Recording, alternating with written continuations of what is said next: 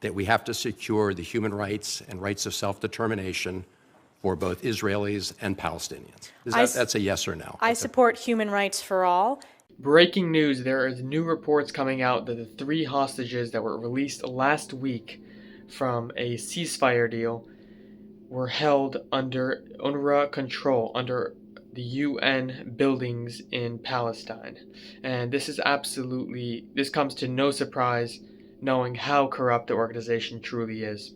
Here's a clip of Van Hollen, Senator Van Hollen, defending them and claiming that they are a good organization and basically bashing Trump for cutting ties with them and not funding them anymore, as it should be. They are a terrorist organization and they help support terrorists and they communicate with Hamas, obviously making them terrorists. He then questions Elise Stefanik, and she basically responds very vividly that Israel, the West Bank, belongs to the Jewish people and it's their historic land, and she did not hold back. Let's watch the video. Senator Van Hollen. Thank you, Mr. Chairman. Representative Stefanik, it was good to meet with you the other day. We discussed many of the important issues you will face at the United Nations.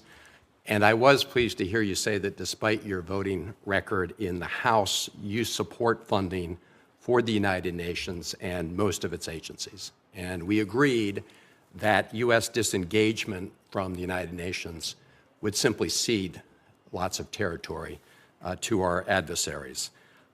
Sadly, President Trump's decision to leave the World Health Organization will do just that. I believe it will make us less safe. Viruses don't respect national boundaries.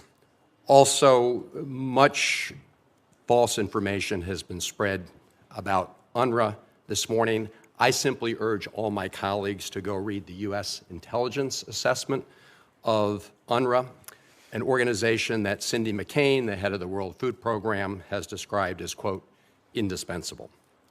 One issue that you will immediately face at the UN are discussions and resolutions regarding the ongoing conflicts in the Middle East.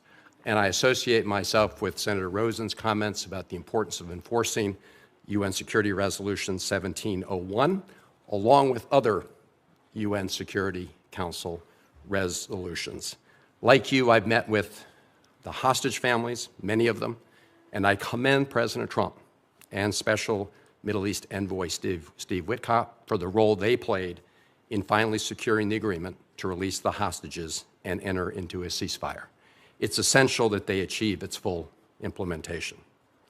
I'd like to discuss your views about what people refer to as the day after in Gaza and beyond. President Trump has an opportunity to bring some light at the end of a very dark tunnel we find ourselves in, the latest chapter being the horrific Hamas attacks of October 7th. The president has said he wants to bring long-term peace and security to the region. Clearly, Hamas can have no role in that future, but long-term peace must include security, self-determination, and dignity for Israelis and Palestinians alike. When we talked in my office, you agreed that we should stand up and protect universal human rights and self-determination for all people, including both Israelis and Palestinians. And I'd just like to hear you today say that that's your view. To put that view in the context of the day after question, I think President Trump is uniquely positioned at this very challenging moment to bring peace to the region, to eradicate terrorists of Hamas and Hezbollah, to protect Israel's national security.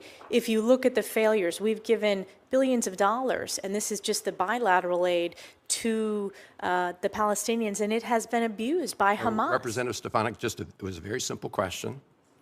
I'm just asking you if you agree with the statement that in order to achieve long-term peace and stability in the Middle East, that we have to secure the human rights and rights of self-determination for both Israelis and Palestinians. That's a yes or no? I support human rights for all, and I think it's a disgrace that Hamas and Hezbollah have stripped human rights of the Palestinian people, and we need to ensure that we are standing up for human rights, and Israel is standing up for human rights. It is a beacon of human rights in the region. We agree with that. I asked you in my office also about whether Palestinians have the right of self-determination. My understanding was you said yes. Do you have a different answer today? That was not the direct question that we discussed. I said the Do you Palestinian believe people. that Palestinians have the right of self-determination? I believe the Palestinian people deserve so much better than the failures that they've had agree from on that. terrorist It's leadership. just a pretty simple question. And I believe we I need take it peace the in the answer's no. region. Of course, they So- deserve human rights. So I want to ensure that, number one, we bring the hostages home. I so want do to all of us. Representative Stefanik, let me just ask you. I have 30 seconds left. I'm rarely surprised by answers in my office, but I did ask you whether you subscribe to the views of Finance Minister Smotrich.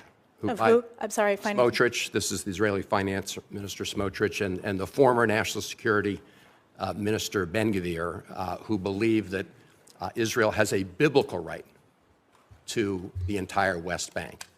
And in that conversation, you told me that, yes, you shared that view. Is that your view today? Yes. Thank you so much for watching. If you want to watch more videos like these, please hit the subscribe button and hit the notification bell so you don't miss another video. And if you want to support our work, please go to buymeacoffee.com/Jewish Uncensored. We'll see you in the next one.